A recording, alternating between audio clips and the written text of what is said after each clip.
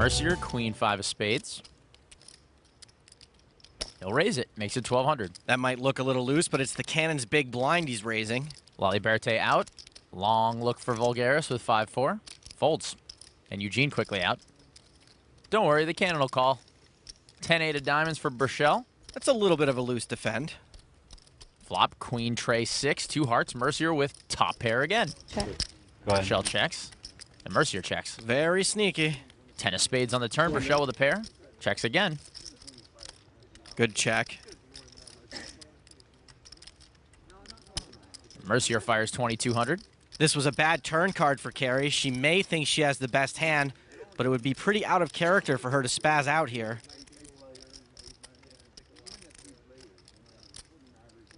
And she doesn't, makes the call. Playing cautiously. River, 5 of diamonds.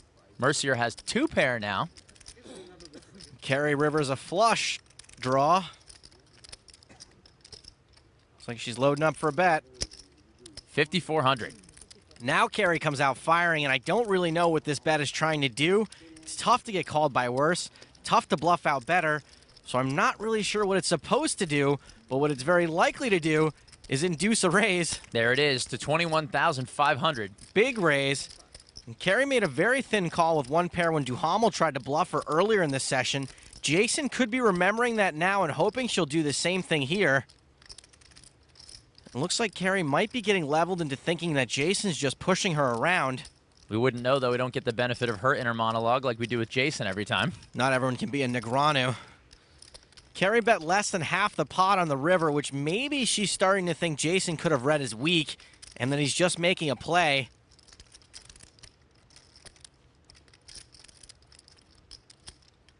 I think there's been enough clues that Jason's got a hand that Carrie should probably be able to get away from this. And at the moment, she's got less invested in this hand than the amount of this entire river bet. If she calls, her profit will be almost non-existent.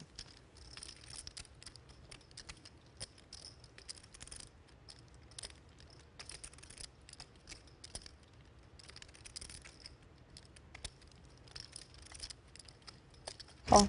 She calls. You said call? I said. And she's not going to like that. Brutal. I give Jason a hard time for running good, but the kid knows how to play as well.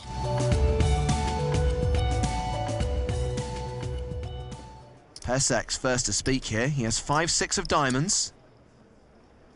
Under the gun is also the button when you're three-handed, so Pesek's in position. And he is going to raise it. A min raise to 6,000. 10-9 offsuit for Eugene Kachalov. He'll fold. Jason Mercier has 10-3 of clubs in the big blind. Not a very good hand at all. Jason knows Pesek's button range is going to be pretty wide, though. And he will 3-bet to 15,800. Pesek, who's a little embarrassed over his garlic breath, knows Jason knows this as well. So he will call in position. Jason actually bluffing with the best hand here. Well, my guess is he's got plans for this hand after the flop. Well, that flop is ace 5-3 with 2 hearts. A pair of 5s for Pesek, a pair of 3s for Mercier. Jason will probably want to keep repping a big hand. He is counting out chips for a continuation bet. He makes it 11,800. If Jason were 3-betting light pre-flop, he'd have to continue now, which he is, and typically if you flop a piece in a 3-bet pot, you don't fold. Pesek makes the call. Jason might be ready to shut it down at this point. FBI expert Joe Navarro says most players give away mouth tails. It could be what Pesek's trying to cover up. The jack of clubs on the turn, so Mercier picks up a flush draw. This changes things a bit. Jason's equity just went up considerably. Will he fire again? No, he checks. Jason's given up the betting lead, but if Pesek fires, I don't see him giving up a pair and a flush draw. Well, Pesek does fire. He bets 17,000. He does have the best hand. All in. Mercier shoves on him. This is a 6 semi-bluff, and Jason knows his equity's got to be pretty strong here, even if he does get called. Pesek lays it down. Jason Mercier catches rivers sometimes, but this move was pure BA. As in Baracus, the man in the black van with the red stripe.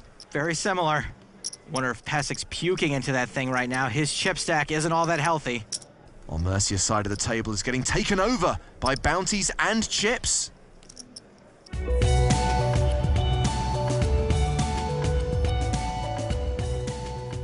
Action will start on Jason Mercier with William and Kate.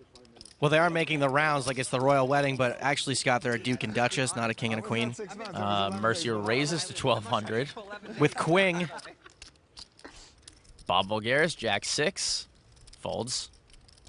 9-5, catch a love out. Buchanan with 7-4. Makes the call. Yikes, 7-4 offsuit, out of position. Misclick? 5 deuces spades for Duhamel, and he makes the call. And right after I got done singing Carrie's praises, too. Woof. 6 king 10, couple of spades. Top pair for Mercier, Duhamel with a flush draw. Told you, king queen makes a great top pair. Burchell checks.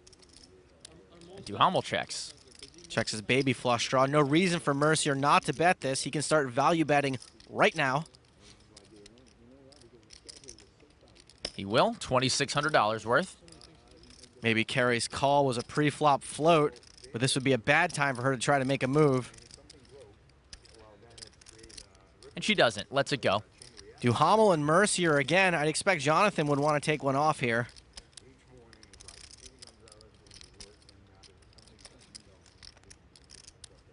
Looks like you're right, Joe. He makes the call.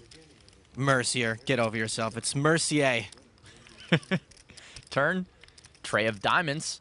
Duhamel picks up a gut shot draw as well. Checks it. Mercier should be able to bet this again to keep Jonathan paying the draw.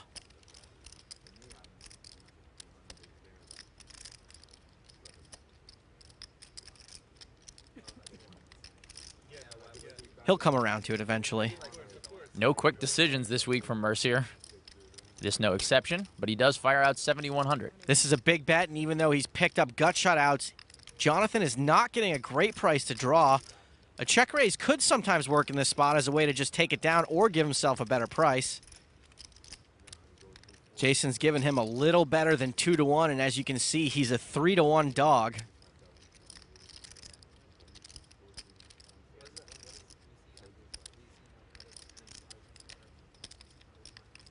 Duhamel makes the call.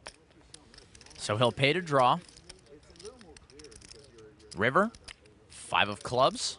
This is probably the worst card possible for Duhamel, since it might get him to commit money to the losing hand. Checks it again.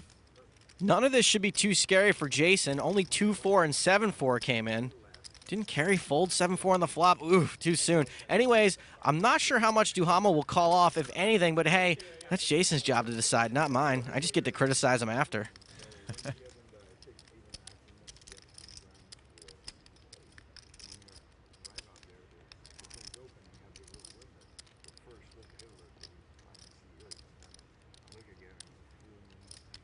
Last chance for value here from Jason. Bets 18,700. If we take this all the way back to the flop, Jason raised from pretty early position, and he's been betting the whole way. This would indicate strength, but it's also possible Jason would play a missed flush draw the same way. It just so happens that Jason probably has near the bottom, if not the bottom, of his range for value betting hands in this spot. Duhamel's never beating a value bet, but he is beating all Jason's bluffs. And he seems to be having some trouble giving this one up.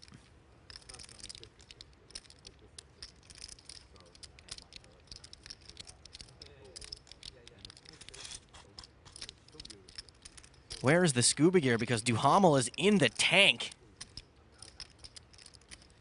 He's stuck pretty big today, and you can tell that he's just second, third, and fourth guessing himself. Fifth guessing. Sixth guessing. Duhamel makes the call, finds out he's not a hero. Mercier is going to take it down. It's not so much Mercier as it is Quing. And Mercier is going to drag a pot worth $61,000. It's only because somehow Mercier didn't win the main event, so now the poker gods are finding a way to get him some of that money. And like all good main event champions, Jonathan Duhamel giving back to the poker community. Bye, dude. What? I hate you.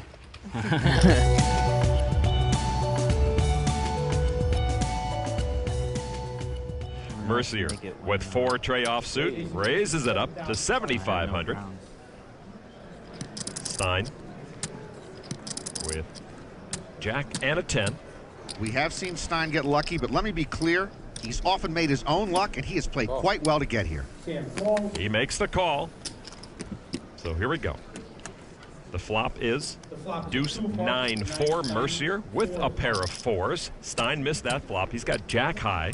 Both these guys cut their teeth playing on the internet, but these days Mercier prefers live tournaments, and Sam says he only plays online on Sundays. Stein checked. Mercier is going to bet it. 9,500 with a pair of 4s. Stein will make a statement here with a raise to 25,500. Once again, Sam Stein has a plan, and his plan always involves pressure. His check raise does put pressure on, but Jason will come along. Jason says, I'm fine. Sam's got to be posturing. Turn card, 8 of hearts. That's a 3rd heart on board. Stein picks up an up and down straight draw, but he's still behind. But that is a pretty good card for Stein. He can now posture with a draw. And he will bet it. 38,000. And Mercier sees no reason to lay down, and he calls. Jason again is a non-believer. River card now is a king of clubs. Mercier's hand is best. Stein missed it. Does he have a 3rd bullet in his chamber? It might be a bottomless chamber. He is going to try to buy it. 63.5 from Stein. Give him credit. I mean, this would be a tough call. All Mercier has is 2nd bottom pair. Stein has fired away. Jason can only beat a bluff. Jason is squirming, but he reluctantly makes the call. And with his pair of 4s and the heart of a lion, Mercier will win that pot. What an audaciously nice call by Jason Mercier.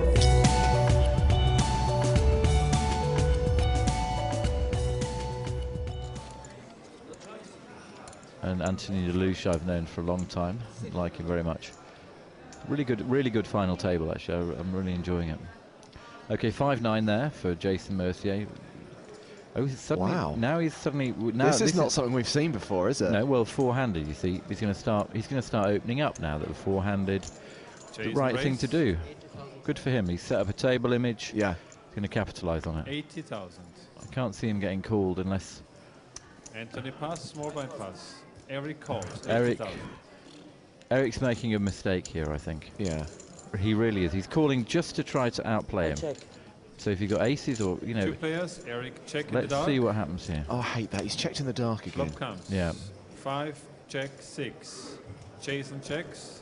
Jason Here is checks the as third. well. It's an 8. What's Koska's going to do now? 220. 220,000. Betting 220,000 into a pot of 187,000. 220,000. Did he say call? Oh, well, he's picked up a middle pin. Call. He's picked up a middle pin 220,000. straight with his pair of 5s. So he needs a 7 or a 9. Well, he actually, as it is. He doesn't actually need he's anything, winning. but if he thinks he's behind, that's what he thinks he needs. Exactly, yeah. That's what I'm thinking in my head too. Board is 5, check, 6, 8. Koska's didn't like that call. 8. I'm all Okay. in. Eric all. Wow. Very great strong play there. If Mercier can pick this up, this will be an incredible call. If he can. How much has he got to call here? 700,000. And his stack is 2,244,000. So he'll still be left 1.3 million if he calls and gets it wrong. Has he got a jack in his hand? Has he got an 8? Think it through. He's thinking it through. Checking out his body language. He's looking at Eric. From what out we've the corner seen, of his eye. from what we've seen of Jason, do we think he can make this call? I've no idea. Can he get a read on Eric Koskas? I think he thinks his 2 pair are good here. I think instinctively he thinks his 2 pair are good. You remember that these guys play hundreds and hundreds and hundreds of hands online.